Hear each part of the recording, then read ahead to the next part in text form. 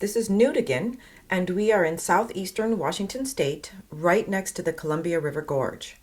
We are at a site called the Sondino site, which is an area that is at the crossroads between the deserts of eastern Washington and the forests of western Washington.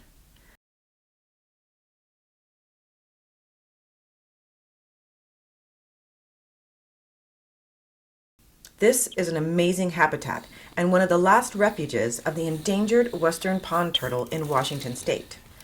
In the late 1980s, the population crashed due to a pneumonia outbreak, and the population dropped to only 150 individuals in the entire state. In 1990, the Western Pond Turtle Recovery Project was initiated, and the Washington Department of Fish and Wildlife purchased the land a few years later. Soon after the project began, a turtle head starting plan was implemented. Turtle eggs were and still are collected, hatched, and raised at the Woodland Park Zoo. They are released back into the area after they get to a certain age or size. This gives the young turtles a higher advantage for long-term survival. It was hoped that this strategy would bring the turtle population levels back up.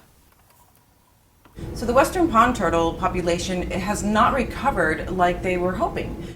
And whenever you are working with an endangered species and you're not making headway, you really need to look at a lot of different environmental factors that could be affecting this population. Because the land is state protected, the habitat is not being damaged directly by humans, and the outbreak of pneumonia, which caused the population to crash, is not evident. So what other things could be affecting the western pond turtle?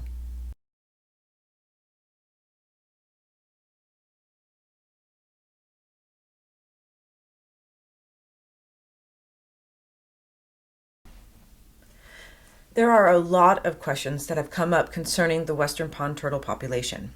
My area of expertise is amphibians, and even though turtles are not amphibians, the question arose if there was an interplay between an invasive amphibian species in the area, the American bullfrog, and the turtles. Bullfrogs were introduced into Washington state in the 1950s as a food and game source. They have spread all over the state and are known to negatively affect a number of endemic amphibians and other animal species. It has been noted that some turtles have been exhibiting soft shells and acting odd. Some of their odd behaviors consist of not moving out of the way when disturbed and sitting out of the water on land in the open sun, which is not typical turtle behavior. The symptoms are characteristic of a disease, which we know now is rampant in the population, but is not yet diagnosed. However, the disease does not seem to kill the turtles, and they are still able to breed when infected. So we have two factors that could be ultimately affecting this turtle population: disease and an invasive predator. So invasive bullfrogs are actually inundated in this particular wetland site of the western pond turtle. So some questions that arise are: how widespread is the bullfrog population? Is there a main source of the population? Are they affecting the turtles? And is there anything we can do to get rid of the bullfrogs?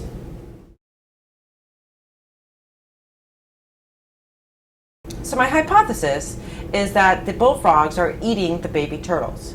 And the baby turtles come out for 2 weeks of the year. They emerge out of their underground nests and go down into the water where they have a kind of a safe refuge. And I think that the bullfrogs are sitting by those nests and picking them off as they come out of the nests before they can get to the water. My prediction for this hypothesis is that I will find baby turtles in bullfrog stomachs.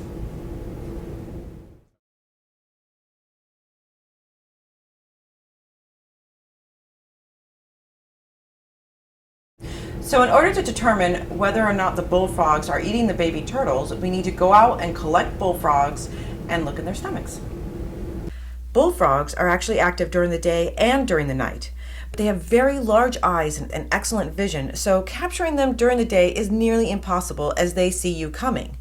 However, at night, if you take a flashlight and scan it across the water, you can see the very distinctive eye shine that the bullfrogs have because they have such large eyes. And once you spot them, you can use the flashlight to kind of blind them until you can get close enough to actually capture the frog.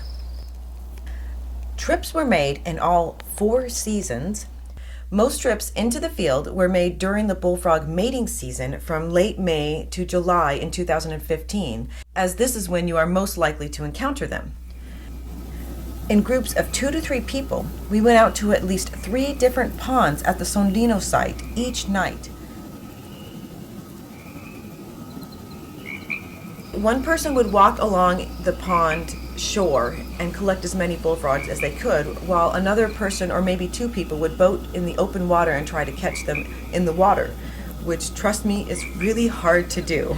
So bullfrogs were caught using a gig. A gig is a sharp-pointed fork that is on a pole, and this is actually one of the most effective ways to capture bullfrogs.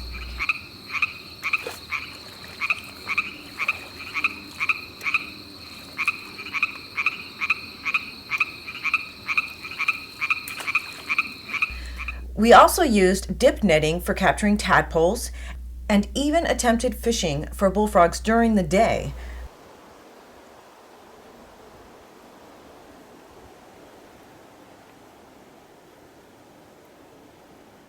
Counts were made on how many bullfrogs were sighted and at which ponds each night, and counts were also made on how many were caught. I also did trips during the day, and these trips were to investigate the large male bullfrogs' territories. So during the day, you can't get close to them because they can see you, but they still call, and you can kind of map out their general territory. So when you go back later on that night, you know exactly where to go locate the frog. The bullfrogs that were captured were euthanized and their stomach contents were checked and noted.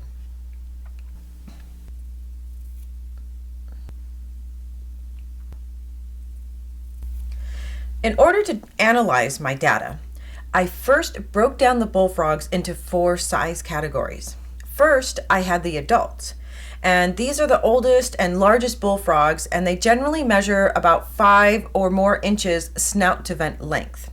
Snout to vent length is a standard measurement of amphibians and measures their nose to their cloaca, which is basically their anus. The second group I had were the subadults, and these were smaller and younger adults, but they were still capable of breeding and were usually about 3.5 to 5 inches snout to vent length. The third category were the juveniles, and these were bullfrogs that are not capable of breeding and are smaller than 3.5 inches snout to vent length. The fourth size were the metamorphic bullfrogs, and these are bullfrogs that are in the process of transitioning from a tadpole to a frog. These have all 4 legs present, but they also still have their tadpole tail. And I didn't check the stomach contents of this size category because they actually don't eat at this life stage. They live off their tail stores until they are completely metamorphosized into a juvenile bullfrog. I also kept track of the sex of the bullfrogs captured. Bullfrog males and females are sexually dimorphic, which means that the males look different than the females. The males have yellow throats and larger tympanums, which is their eardrums, in comparison to the females. The females have white throats and often were found with eggs inside. I also kept track of what pond and how many of each size were caught in order to identify any areas that might be a more popular breeding spot. The data I collected regarding this supported a consensus that there was actually one pond that had significantly more bullfrog sightings and catches per man-hour, and that was the pond that we called the Stable Pond. The Stable Pond had the largest number of bullfrog tadpoles sighted, and it was noted that this pond should become a primary focus for future eradication efforts of the bullfrogs in the area.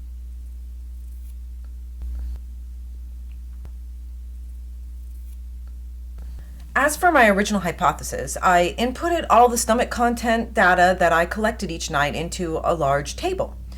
And my original prediction was that I would find baby turtles in bullfrog stomachs, and in fact I did.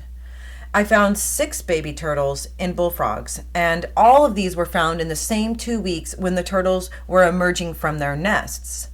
One frog even had 2 turtles in its stomach. It was noted that the juvenile bullfrogs were eating the turtles as much as the adults. So even a fairly small and immature bullfrog had the capacity to eat a baby turtle. Since my prediction was accurate, my hypothesis was supported, and it was confirmed that bullfrogs are impacting the turtles by direct predation.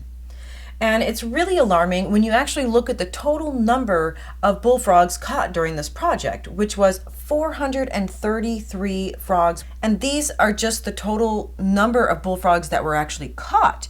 There were still a lot more bullfrogs in the area and a lot more tadpoles that are going to emerge out to turn into bullfrogs. That is a huge number and a huge potential of predation of bullfrogs on the turtles.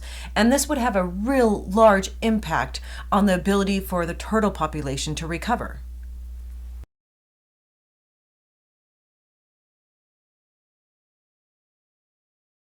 The information gained from this project is being utilized by the Washington State Department of Fish and Wildlife, where they are now instigating a bullfrog removal project in the area so that the western pond turtles can hopefully have a population recovery.